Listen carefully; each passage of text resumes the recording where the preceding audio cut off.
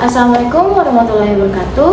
Halo semuanya, kembali lagi dengan aku Thalia di Bangku Bahas Kegiatan Kuliah.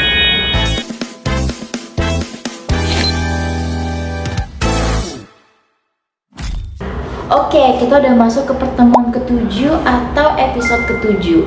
Nah, seperti biasa aku akan sharing session tentang apa sih yang aku dapetin dari pertemuan ke-7 kemarin di mata kuliah Public Speaking. Oke, tanpa berlama-lama, Oke, kemarin itu perkuliahan diawali dengan seperti biasa teman-teman, kita berdoa terlebih dahulu, baru dilanjut dengan pacil atau praktek kecil. Nah, kemarin itu dipilihlah 3 orang. Yang pertama itu ada Amalia Nabila, teman saya.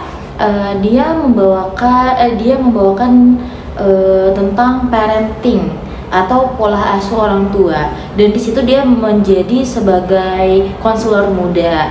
Terus lanjut yang kedua itu adalah saya sendiri. Jadi Kemarin itu saya dipilih, tiba-tiba saya dipilih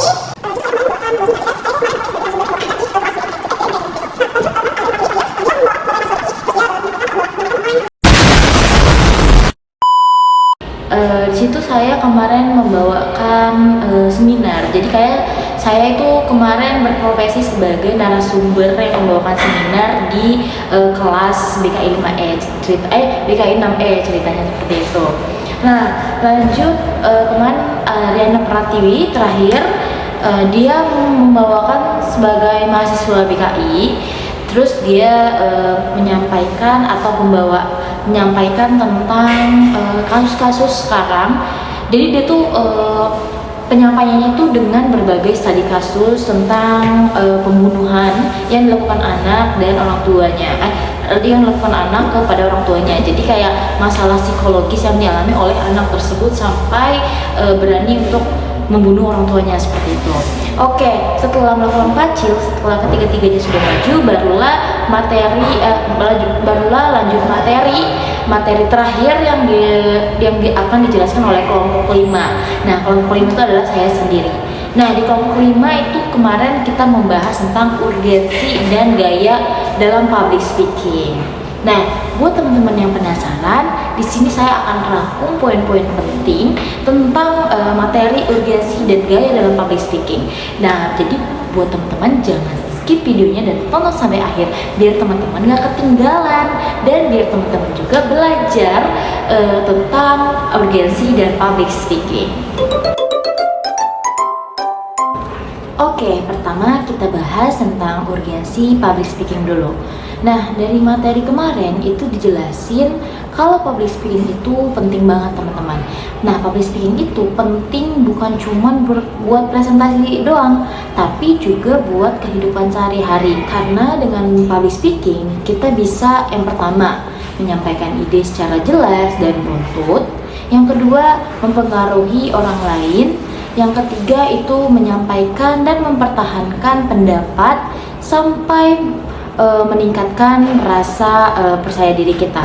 Selain itu, public speaking juga melatih soft skill seperti kepemimpinan, kerjasama, dan cara berpikir kritis. Nah, menurut aku hal ini penting banget nih, apalagi kita sebagai mahasiswa yang sering dituntut untuk presentasi atau diskusi secara kelompok. Oke, selanjutnya kita bahas tentang gaya dalam public speaking. Nah, di materi kemarin itu dijelaskan ada beberapa gaya, dan di sini aku akan sekalian jelasin satu persatu biar lebih jelas dan mudah dimengerti oleh teman-teman yang menonton. Nah, yang pertama itu ada gaya bahasa. Nah, gaya bahasa itu terbagi menjadi 2. Yang pertama bahasa verbal.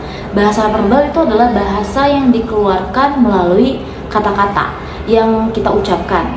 Jadi usahakan kata-kata yang kita ucapkan itu pertama jelas, yang kedua singkat, dan yang terakhir enggak bertele-tele. Lalu yang kedua itu adalah bahasa nonverbal.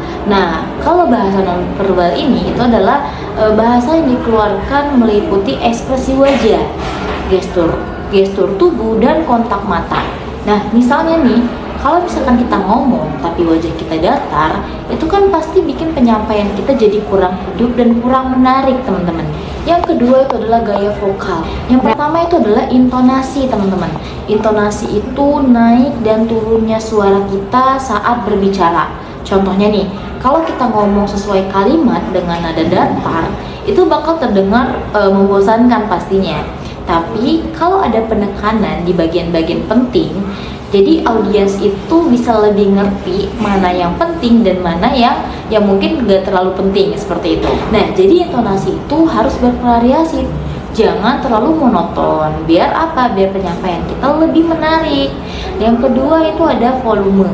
Nah, volume itu adalah keras atau pelannya suara kita. Jadi idealnya nih, volume itu jangan terlalu pelan. Kenapa? Karena nanti nggak kedengeran, dan jangan juga terlalu keras karena bisa bikin audiens tidak nyaman. Jadi volume kita itu harus kita sesuaikan dengan kondisi ruangan dan jumlah audiensnya. Kalau ruangannya sempit, ya kita bisa volume kita bisa sedang, jangan terlalu tinggi.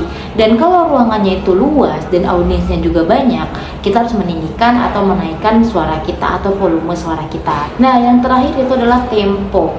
Nah, tempo itu adalah cepat atau lambatnya kita saat berbicara. Oke, selanjutnya tentang persiapan public speaking. Nah, di materi kemarin itu dijelasin pakai konsep 5W plus 1H.